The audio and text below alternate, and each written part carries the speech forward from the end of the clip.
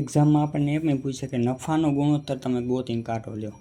હવે આ XYZ છે ને ધંધામાં રોકાણ કેટલું કર્યું છે, એટલે ત્રણેય પાર્ટનર છે ને ધંધામાં રોકાણ કેટલા ટકા કરેલું છે એમ.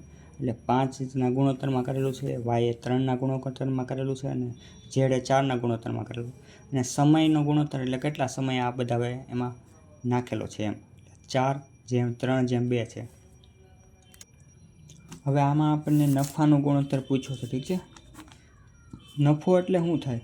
ધંધોમાં જે રોકાણ આપણે કર્યો છે એમાં સમયારે ગુણોત્તર જે છે એટલે ટોટલ નફાનો ગુણોત્તર એટલે રોકાણ કેટલું કર્યું છે આને 2 જેટલું કર્યું છે. કેટલા ટાઈમ સુધી કર્યું છે? તો 4 ટાઈમ સુધી કર્યું છે.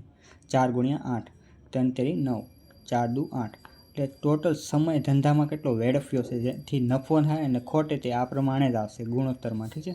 એટલે આ ગુણોત્તરમાં આપેલું છે. હવે આમાં આપણને ઉપરના સવાલ પ્રમાણે જો તેમાં આપેલું હોય કે નફો આટલો ટકો છે તો આપણને ગોતી શકાય.